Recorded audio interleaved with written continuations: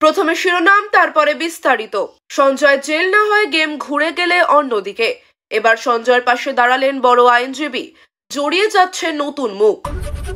ইউনুসকে চিঠি দিলেন মোদি, যা লিখলেন চমকে গেল বাংলাদেশের প্রধানমন্ত্রী ইউনুস। কাফ সিরাপের আড়ালে মাদক ব্যবসা, নদিয়ার বাংকার কাণ্ডের তদন্তে এনসিবি। ভারত চীন সরাসরি বিমান পরিষেবা শুরুর পথে। ফিরহাদ হাকিমের নির্দেশে বেআইনি সাদা বাড়ি ভাঙার কাজ শুরু। মঙ্গলবার কলকাতা বইমেলার উদ্বোধন করবেন মুখ্যমন্ত্রী। সাইফ আলী খানের ওপর হামলার ঘটনায় পশ্চিমবঙ্গে গ্রেফতার মহিলা। সাবধান, নকল করতে গিয়ে ধরা পড়লেই পরীক্ষা বাতিল, নয়া নির্দেশিকা জারি বোর্ডের। সুখবর, মহিলাদের প্রতি মাসে 2100 টাকা করে দেবে, বড় ঘোষণা। ট্রাম্পের সঙ্গে কথা মোদির, ট্রাম্পকে কি বললেন পিএম মোদি। সবার আগে সারাদিনের শীর্ষে থাকা নির্ভরযোগ্য খবর পেতে এখনই ভিডিওটিতে একটি লাইক করে চ্যানেলটি সাবস্ক্রাইব করে দিন। নমস্কার, এতক্ষণ দেখছিলেন শিরোনাম, এবার বিস্তারিত। সঞ্জয় জেল না হয় গেম ঘুরে গেলে অন্যদিকে। এবার সঞ্জয়ের পাশে দাঁড়ালেন বড় আইনজীবী, জড়িয়ে যাচ্ছে নতুন মুখ। আরজিকর মামলায় দোষী সাব্যস্ত সঞ্জয় রায়কে আমৃত্যু কারাদণ্ডের নির্দেশ দিয়েছেন শিয়ালদহ আদালতের বিচারক অনির্বাণ দাস। বিচারকের পর্যবেক্ষণে উল্লেখ করা হয়, এই ঘটনা বিরলের মধ্যে বিরলতম নয়। সঞ্জয়ের সর্বোচ্চ সাজার দাবিতে জনমত যখন তুঙ্গে, তখন রাজ্যে এই রায়কে চ্যালেঞ্জ করে হাইকোর্টে যায়। এরই মাঝে আইনজীবী যশ জালান সঞ্জয়ের হয়ে লড়ার ইচ্ছা প্রকাশ করেন। তবে সঞ্জয় জানিয়ে দেয় তিনি লিগ্যাল এইডের মাধ্যমে মামলা চালাতে চান। হাইকোর্টের বিচারপতি দেবাংশু বসাক সঞ্জয়ের সিদ্ধান্তের ভিত্তিতে যশ জালানের আবেদন গ্রহণ করেননি। বিচারপতি স্পষ্ট করেন, অভিযুক্তের অনুমতি ছাড়া অন্য কোনো আইনজীবীর মামলা লড়ার সুযোগ নেই। নিম্ন আদালতে লিগ্যাল এইডের পক্ষ থেকে সঞ্জয়ের পক্ষে সেজুতি চক্রবর্তী ও কবিতা সরকার মামলা লড়েছিলেন। সঞ্জয়ের ইচ্ছা, লিগ্যাল এইডই তার হয়ে মামলা পরিচালনা করুক, যাতে তার সর্বোচ্চ সাজা এড়ানো যায়। এর মধ্যেই তিলোত্তমার বাবা মা চান প্রকৃত অপরাধীরা সামনে আসুক। ইউনুসকে চিঠি দিলেন মোদি, যা লিখলেন চমকে গেল বাংলাদেশের প্রধানমন্ত্রী ইউনুস। ভারতের প্রধানমন্ত্রী নরেন্দ্র মোদি অধ্যাপক মোহাম্মদ ইউনুসকে 2025 সালের নতুন বছরের শুভেচ্ছা জানিয়েছেন। প্রধান উপদেষ্টার উপপ্রেস সচিব আবুল কালাম আজাদ মজুমদার জানান, নয়াদিল্লি থেকে পাঠানো কার্ডে নরেন্দ্র মোদির স্বাক্ষর সহ একটি শুভেচ্ছা বার্তা রয়েছে। মোদি তার বার্তায় ইউনুসকে নতুন বছরের জন্য শুভকামনা জানিয়েছেন। এটি দুই দেশের সৌহার্দ্যের বার্তা হিসেবে দেখা যাচ্ছে। অন্যদিকে আমেরিকার প্রেসিডেন্ট ডোনাল্ড ট্রাম্প দ্বিতীয় দফায় দায়িত্ব নেওয়ার পর ভারতের প্রধানমন্ত্রী মোদিকে ফোন করে দ্বিপাক্ষিক কূটনৈতিক আলোচনা শুরু করেছেন। ট্রাম্প গত 20 জানুয়ারি শপথ নেওয়ার পর বিশ্ব নেতাদের সঙ্গে যোগাযোগ শুরু করেছেন। তার শপথ গ্রহণ অনুষ্ঠানে ভারতের প্রতিনিধি হিসেবে উপস্থিত ছিলেন বিদেশমন্ত্রী এস জয়শঙ্কর। এর আগে 2024 সালের 7 নভেম্বর ট্রাম্পের বিজয়ের পর মোদি তাকে অভিনন্দন জানিয়েছিলেন। এবার উভয়ের ফোনালাপ দুই দেশের সম্পর্ক আরো জোরদার করার ইঙ্গিত দিচ্ছে। কাফ সিরাপের আড়ালে মাদক ব্যবসা, নদিয়ার বাংকার কাণ্ডের তদন্তে এনসিবি। নদিয়ার কৃষ্ণগঞ্জের টুঙ্গি সীমান্ত এলাকায় অভিযান চালিয়ে বিএসএফ 62,200 বোতল কাফ সিরাপ উদ্ধার করেছে, যার বাজার মূল্য আনুমানিক 1.5 কোটি টাকা। জঙ্গলের ভেতরে 3টি বাংকার থেকে এই নিষিদ্ধ সামগ্রী উদ্ধার হয়। ঘটনার তদন্ত শুরু করেছে এনসিবি। রবিবার এনসিবির প্রতিনিধিরা ঘটনাস্থল থেকে নমুনা সংগ্রহ করেন। সোমবার কৃষ্ণনগর বিশেষ আদালতে কাফ সিরাপ ও 213টি বস্তার নমুনা পেশ করা হয়েছে। ঘটনাস্থল থেকে 2 বাংলাদেশি রোহিঙ্গাকে গ্রেপ্তার করা হয়েছে, যা পরিস্থিতিকে আরো রহস্যময় করে তুলেছে। ওই এলাকায় শুধু কাফ সিরাপ নয়, অস্ত্র বা অন্যান্য সামগ্রীর পাচার হতো কিনা তা নিয়েও প্রশ্ন উঠছে। বাংকারগুলো যে 2 বিঘা জমিতে পাওয়া গেছে, তার মালিক লালটু মহারাজ ওরফে রাজ ঘোষ ঘটনার পর থেকে পলাতক। গোটা এলাকায় নজরদারি আরো জোরদার করেছে বিএসএফ। ভারত চীন সরাসরি বিমান পরিষেবা শুরুর পথে। ভারত ও চীন সরাসরি বিমান পরিষেবা চালুর বিষয়ে একমত হয়েছে। সূত্রের খবর, দুই দেশের সম্পর্কের উন্নতির লক্ষ্যে দিল্লি ও বেজিং এ বিষয়ে ঐক্যমত প্রকাশ করেছে। গত অক্টোবরে কাজানে ভারতের প্রধানমন্ত্রী নরেন্দ্র মোদি ও চীনের প্রেসিডেন্ট শি জিনপিং এর মধ্যে বৈঠকে দ্বিপাক্ষিক সম্পর্কের পর্যালোচনা হয়েছিল।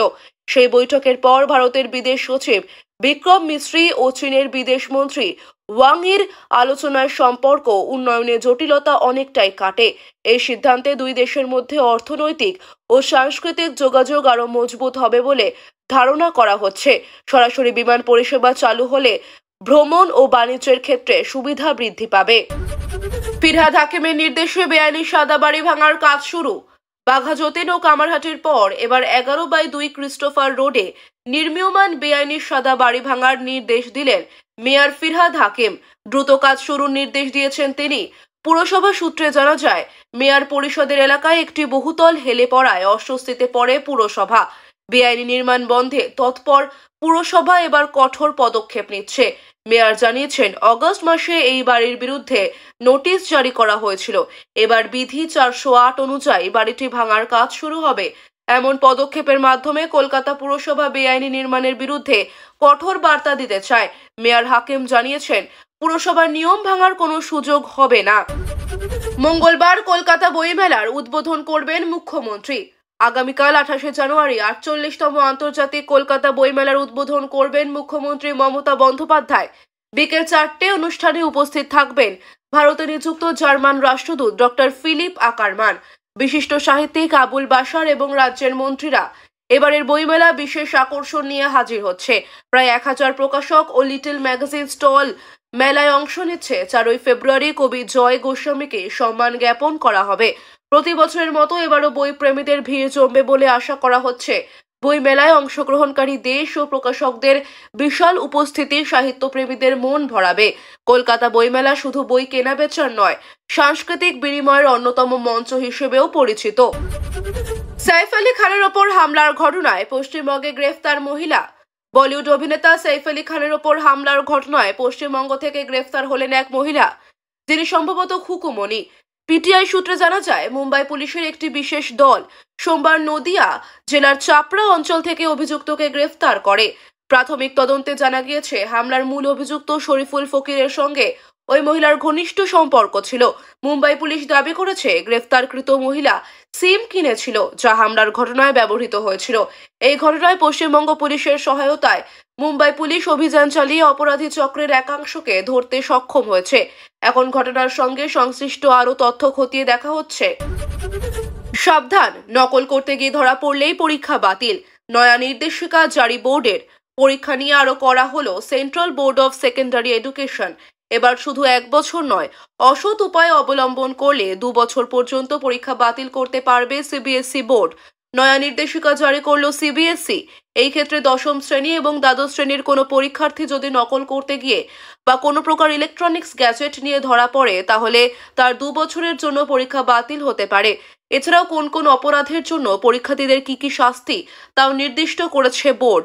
মোট 5টি ক্যাটাগরিতে ভাগ করে কি শাস্তি তা উল্লেখ করা হয়েছে বোর্ডের নির্দেশিকায়। সিবিএসই বোর্ডের তরফে নির্দেশিকা জারি করে পাঠানো হলো স্কুলগুলিতে। এই নির্দেশিকা নিয়ে পরীক্ষার্থীদের মধ্যে সচেতনতামূলক প্রচার ও করতে বলল সিবিএসই বোর্ড। 10ম শ্রেণী এবং দ্বাদশ শ্রেণী মিলিয়ে এবছরে সিবিএসইর পরীক্ষার্থীর সংখ্যা দেশ জুড়ে 44 লক্ষ। সুখবর, মহিলাদের প্রতি মাসে 2100 টাকা করে দেবে, বড় ঘোষণা। অরবিন্দ কেজরিওয়ালের নেতৃত্বাধীন আম আদমি পার্টি মহিলাদের জন্য একটি নতুন স্কিম ঘোষণা করেছে, যার মাধ্যমে প্রতি মাসে 2100 টাকা নগদ দেওয়া হবে। বাংলার লক্ষ্মীর ভাণ্ডার প্রকল্পের অনুরূপ এই উদ্যোগে মহিলাদের আর্থিক সহায়তা প্রদান করা হবে। কেজরিওয়াল জানান, আপ মোট 15টি গ্যারান্টি স্কিম ঘোষণা করেছে, যা দিল্লিবাসীদের জন্য বিভিন্ন সুবিধা নিয়ে আসবে। তিনি বলেন, এই স্কিমগুলি আমাদের পাক্কি প্রতিশ্রুতি। এবার দিল্লিবাসীকে সিদ্ধান্ত নিতে হবে তারা এই সুযোগগুলি গ্রহণ করবে কিনা। আপ দলের নেতারা একযোগে এই স্কিমগুলির গুরুত্ব তুলে ধরেছেন, যা দিল্লির বিভিন্ন শ্রেণীর মানুষের জীবনযাত্রার মান উন্নত করতে সহায়ক হবে। ট্রাম্পের সঙ্গে কথা মোদির। ট্রাম্পকে কি বললেন পিএম মোদি? ভারতের প্রধানমন্ত্রী নরেন্দ্র মোদি মার্কিন প্রেসিডেন্ট ডোনাল্ড ট্রাম্পের দ্বিতীয় মেয়াদে প্রথমবার ফোনে কথা বলেছেন এবং তার নির্বাচনী বিজয়ের জন্য অভিনন্দন জানিয়েছেন। মোদি এক্সে লিখেছেন, ডোনাল্ড ট্রাম্পকে ঐতিহাসিক দ্বিতীয় মেয়াদে নির্বাচিত হওয়ার জন্য অভিনন্দন। আমরা পারস্পরিক উপকারী এবং বিশ্বস্ত অংশীদারিত্বের প্রতি প্রতিশ্রুতিবদ্ধ। আমরা আমাদের জনগণের কল্যাণ এবং বিশ্ব শান্তি, সমৃদ্ধি এবং নিরাপত্তার জন্য একসঙ্গে কাজ করব। মোদির এই মন্তব্য ভারতের এবং যুক্তরাষ্ট্রের মধ্যে আরও শক্তিশালী সম্পর্কের প্রতীক হিসেবে দেখা হচ্ছে, যা ভবিষ্যতে বিভিন্ন আন্তর্জাতিক ও দ্বিপাক্ষিক ইস্যুতে সহযোগিতা বাড়াতে সহায়ক হতে পারে।